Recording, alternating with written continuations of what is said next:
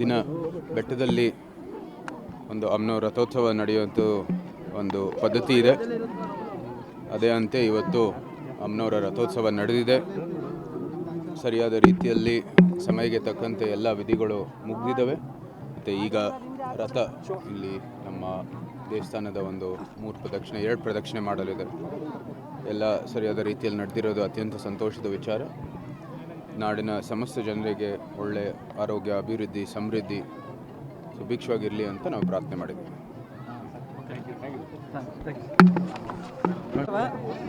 ನಿರ್ವಿಘ್ನವಾಗಿ ಎಲ್ಲ ದಸರಾ ಕಾರ್ಯಕ್ರಮ ಇದು ಅದರದ್ದೇ ದಸರಾ ಕಾರ್ಯಕ್ರಮದ ಒಂದು ಭಾಗನೇ.